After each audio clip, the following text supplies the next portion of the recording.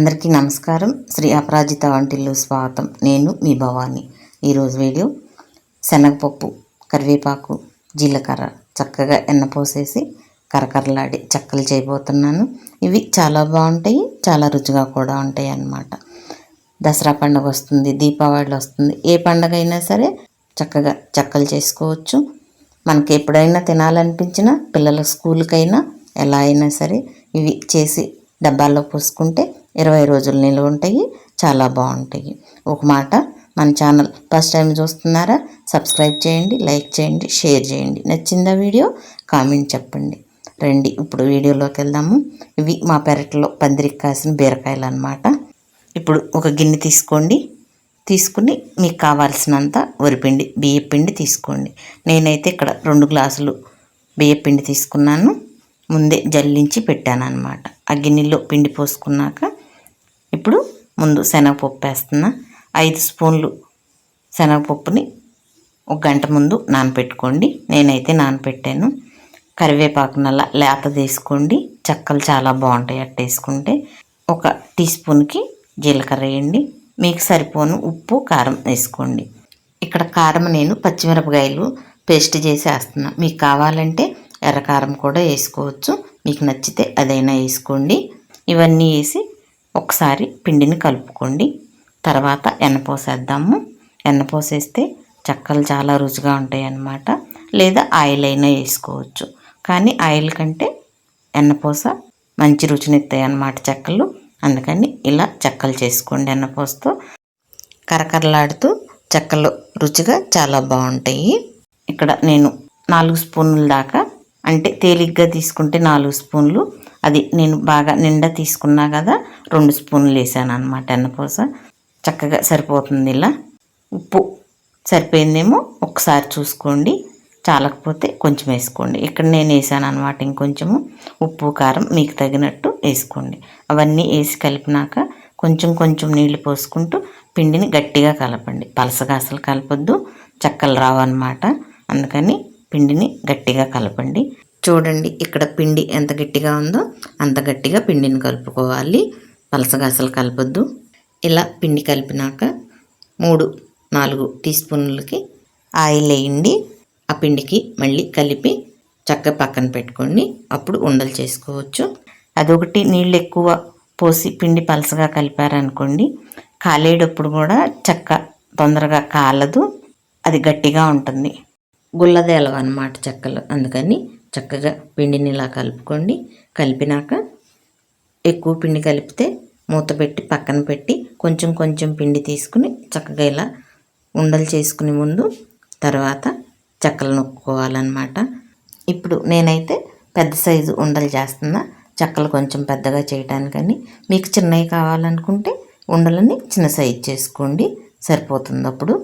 నేనైతే ఇక్కడ పెద్ద ఉండలు చేసి ఇవి పక్కన పెడుతున్నా. దీని మీద ఒక క్లాత్ వేసి పెట్టండి, ఆరిపోకుండా ఉంటాయి. ఉండలు ఇరగదీసుకుపోయినట్టు లేకుండా చెక్కలు బాగా వస్తాయి అన్నమాట ఒత్తేటప్పుడు.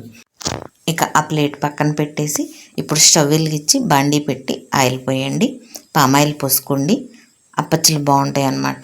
పిండి వంటలకి సన్ఫ్లవర్ కంటే పామాయిలే చాలా రుచిగా ఉంటుంది, ఎక్కువ రోజులు నిల్వ ఉంటాయి అన్నమాట. అందుకని అలా పామాయిల్ పోస్తున్నాను నేను. ఇప్పుడు మనం చేసిన చెక్కలని ఆ ప్లేట్ల మీద పెట్టడానికి ఆ ప్లేట్లకు కూడా ఆయిల్ రాసి పక్కన పెట్టండి. అలాంటి అడుగున సదరంగా ఉన్న ఒక గిన్నె తీసుకోండి చెక్కలు ఒత్తుకోవడానికి. ఇప్పుడు అవన్నీ పక్కన పెట్టేసి ఇలాంటి మందపాంటిది ఒక కవర్ తీసుకోండి. ఆయిల్ కవర్ మీదైనా చేసుకోవచ్చు. ఇప్పుడు ఆ కవర్ కూడా ఆయిల్ రాయండి. ఆయిల్ రాసినాక అలా 2 ఉండలు పెట్టండి. పెట్టి ఆ పేపర్ని మడతేసి సగానికి ఆ గిన్నెతో చక్కగా చెక్కలను ఒత్తండి. మీకేమన్నా కొంచెం మందంగా ఉందనుకోండి, మళ్ళీ ఇంకొకసారి వత్తండి. చూసారా ఎంత బాగా వచ్చినాయో, తేలిగ్గా తొందరగా. కొత్తగా నేర్చుకునే వాళ్ళు కూడా ఇలా చాలా తేలిగ్గా చెక్కలు చేసుకోవచ్చు అన్నమాట. అదొకటి, ఇలా ప్లేట్ మీద పెడుతున్నా కదా, దానికంటే కూడా క్లాత్ మీద కూడా వేసి చక్కగా చెక్కలు తీసుకోవచ్చు. కొత్తగా నేర్చుకునే వాళ్ళకి ఇలా ప్లేట్ మీద కంటే క్లాత్ మీద వేసుకుంటేనే, లేదా పేపర్ మీద కానీ వేసుకుంటే ఆ చెక్కల్ని బాండీలో వేసేటప్పుడు తేలిగ్గా తొందరగా వేసుకోవచ్చు. ప్లేట్ మీద వేస్తే కొందరికి తీయటం రాదు, అందుకని మీకు వీలు కుదిరినట్టు చక్కగా చేసుకోండి. నేనైతే క్లాత్ మీదే వేసుకోమని చెప్తా. కొత్తగా చేసే వాళ్ళకైతే చాలా తేలిగ్గా తొందరగా వచ్చేస్తాయి అన్నమాట. ఇప్పుడు చూడండి, చెప్పా కదా క్లాత్ అని, అలా చేసి చక్కగా వరుసన వేసుకుంటే చూడండి ఎంత బాగా వచ్చినాయో. అలా తేలిగ్గా వస్తాయి అన్నమాట. ఇప్పుడు అవన్నీ చెక్కలు పక్కన పెట్టేసి కొంచెం పిండేసి చూడండి ఆయిల్ కాగిందో లేదో. చక్కగా కాగింది కదా. ఇక వరుసనే చెక్కలు వేసుకోండి. చెక్కలు వేసినాక 2 నిమిషాలు కదిలేయకండి. తర్వాత చెక్కల్ని అటు ఇటు తిప్పుతూ చక్కగా కాలనివ్వండి. ఆయిల్ బాగా కాగినాక చెక్కలు వేయండి. అప్పుడు గుల్లదేలుతాయి, చెక్కలు బాగా కాలుతాయి అన్నమాట. తర్వాత కొంచెం సెగ తగ్గింది. సగం కాలినాక సెగ తగ్గించి ఇలా మంచి రంగు వచ్చే వరకు చెక్కలు చూడండి ఉడుకు ఆగిపోయింది. అలా ఆగే వరకు చెక్కలను కాలనివ్వండి. అలా కాలే వరకు హైలో అట్టి పెట్టారనుకోండి సెగ, చెక్కలు మాడిపోతాయి. అందుకని సగం కాలినాక మీడియంకి పెట్టుకుని చక్కగా కాల్చుకోండి. చూడండి ఎంత బాగా ఉన్నాయో కదా. చెక్కలు బాగా వచ్చినాయి. చెక్కలు చక్కగా కాలినాయి, గుల్లదేలినాయి, కరకరలాడుతూ చాలా బాగున్నాయి. మనం వెన్నపూస వేసాం కదా, మంచి రుచి వస్తాయి అన్నమాట. చెక్కల్ని ఇలా చేసుకోండి. ఈ దసరా, దీపావళికి ఏ పండగైనా సరే చక్కగా ఇలా చేసుకోవచ్చు. ఇలా చెక్కలు చేసి ఒక డబ్బాలో పోసుకున్నారంటే చక్కగా 20 రోజులు నిలువ ఉంటాయి. చాలా బాగుంటాయి. ఇలా మీరు కూడా చేసి చూడండి. స్కూల్కి పిల్లలకి చక్కగా ఇలా చెక్కలు పెట్టచ్చు. సాయంత్రం పూట ఏమన్నా తినాలనిపించినప్పుడు ఇలా తిని కొంచెం టీ తాగొచ్చు, కాఫీ కానీ. ఇలా చేసి పెట్టుకుంటే చాలా రుచిగా ఉంటాయి, బాగుంటాయి, నిలువ ఉంటాయి. మీరు కూడా ఈ దసరా, దీపావళి ఏ పండగ అయినా సరే ఇలా మీరు కూడా చక్కగా ఎన్న పోసేసి చెక్కలు వండుకు చూడండి, తిని చూడండి. చాలా రుచిగా ఉంటాయి అన్నమాట. చూడండి చెక్కని తుంచితే ఎలా తునిగిపోయిందో, బాగా కాలినాయి అన్నమాట చెక్కలు. చాలా రుచిగా ఉన్నాయి. నచ్చిందా వీడియో? లైక్ చేయండి, షేర్ చేయండి, సబ్స్క్రైబ్ చేయండి, కామెంట్ చెప్పండి. ఈ దసరాకి, దీపావళికి మీరు కూడా ఇలా వండి చూడండి, తిని చూడండి.